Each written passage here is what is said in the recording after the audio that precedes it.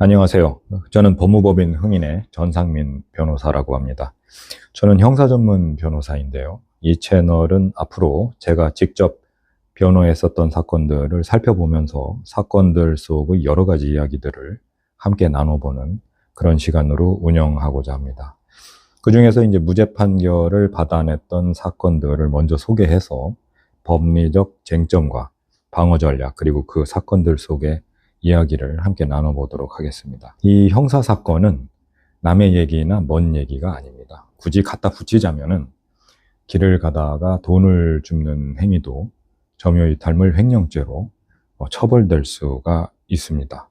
어느 날 갑자기 나도 모르게 피의자가 돼서 법 앞에 설 수 있는 일이 생길 수 있다는 것이죠.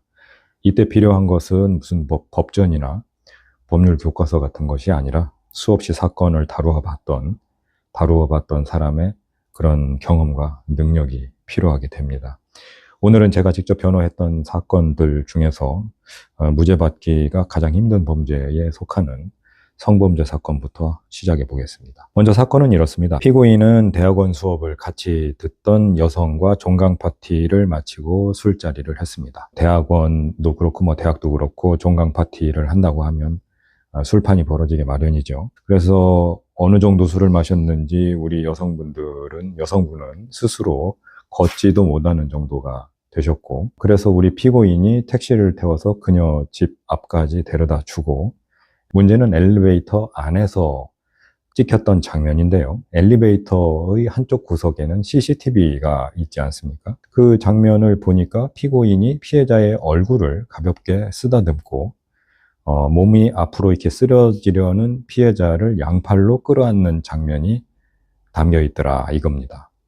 이 장면을 근거로 검찰은 그 상대방의 심신상실 상태 또는 법적 표현으로 항거불능 상태를 이용해서 준강제추행죄를 적용해서 이것을 기소를 했는데요. 1심 법원은 이 사건에서 유죄를 선고했습니다. 피고인과 피해자는 사실 특별히 친한 사이도 아니었고, 엘리베이터 안에서의 행동은 단순한 부축 이상의 신체 접촉으로 보인다.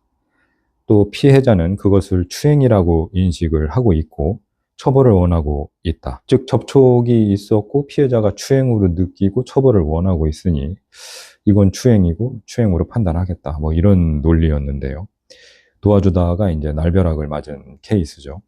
그래서 피고인께서 이제 저를 찾아오셨고요. 저는 이 사건에서 그 세 가지를 중점적으로 살펴봤습니다. 첫 번째는 피해자의 상태입니다. 아까도 말씀드렸지만은 술에 취해 거의 의식을 잃은 상태였고 스스로 서 있지도 못했다고 하지 않았습니까? 그렇다면은 옆에 누가 있든지 간에 그 사람은 부축해줘야 될 수밖에 없는 상태에 있었다는 겁니다. 둘째는 CCTV 영상의 맥락입니다. CCTV 영상은 여러분들이 이 TV 여러 가지 화면에서 보셨겠지만 CCTV에는 소리가 없습니다. 통신비밀보호법상 공개되지 않은 타인 간의 대화는 녹음을 할 수 없기 때문에 이 세상에 어떤 CCTV도 장면만 녹화가 되지 대화나 그 소리가 녹음이 되는 경우는 없습니다. 그러니까 소리가 녹음이 되지 않고 장면만 나오게 되니까 불명확한 부분이 생기는 겁니다. 어느 맥락인지. 그러니까 불명확한 부분은 보는 사람의 주관으로 채워지게 되는 것이 인간의 또 본성이죠. 제가 피고인을 변호하는 변호사의 입장에서 봐서 그런지 몰라도 피고인의 행동은 그 정신을 차리라고 깨우는 행동으로도 보이고 또 포옹을 했다는 것도 부축의 연장선이지 끌어안는 것으로는 또 보이지 않았거든요. 그리고 또 셋째는 사건 자체의 전개입니다. 아까 말씀드렸지만 피고인은 피해자와 함께 엘리베이터 타기 이전에 이미 택시에서부터 함께 있었습니다. 그렇지만 택시 안에서는 그 어떤 추행도 없었고 이것은 택시 기사의 증언에 의해서도 확인이 되었던 내용입니다. 만약 여러분 같으시면은 CCTV가 한쪽 구석에 붙어 있는 엘리베이터에서 추행을 하시겠습니까? 아니면 컴컴한 택시 뒷자리에서 추행을 하시겠습니까? CCTV가 설치된 엘리베이터 안에서 굳이 그런 행동을 해야 할 이유가 있었을까요? 저는 이 모든 요소를 항소심에 제출을 해서 이 사건 행위가 추행의 의도가 없었던 신체 접촉이라는 주장을 펼쳤고요. 이렇게 간단한 말로 한다고 해서 되는 건 아니고요. 치열한 법정 공방을 했던 거죠.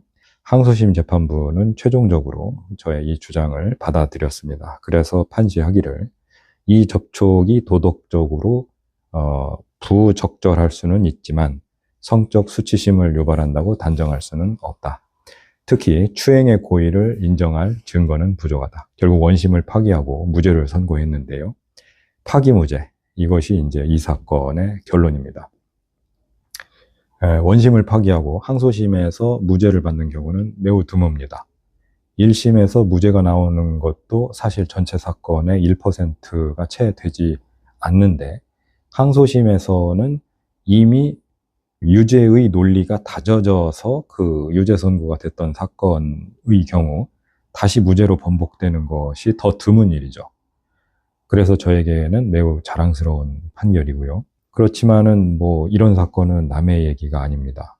누구를 도와주려다가 오해를 받는다던가, 말 한마디에 의도가 왜곡된다거나, 아니면은 CCTV 한 장면으로 인생이 잘못 풀려나가는 일은 생각보다 흔하게 일어납니다. 특히 성범죄는 그 혐의 제기만으로도 굉장히 파괴적인 낙인을 찍어줄 수 있는 그런 혐의입니다. 그래서 어떤 경우든 혼자 판단하지 마시고요. 심지어 일부 사실은 인정을 하신다 할지라도 그게 법적 의미에서 추행이 될지 안 될지는 전혀 다른 문제니까 사건의 전체 맥락을 보는 눈과 경험을 가진 꼭 제가 아니더라도 저 같은 변호사님들에게 한번 상담을 받아보시기를 꼭 추천드리고 싶고요. 오늘은 제가 변호했던 준강제추행 사건의 항소심 파기무죄 사건을 소개해드렸습니다. 다음 영상에서도 실제 사건을 바탕으로 무죄의 서사와 법리를 함께 나눌 것이고요. 저는 법무법인 흥인의 전상민 대표 변호사였고요. 영상이 도움이 되셨다면 구독과 좋아요 부탁드리고요. 상담이 필요하시다면 언제든지 연락을 주시기 바랍니다. 오늘 첫 시간 함께 해주셔서 감사합니다.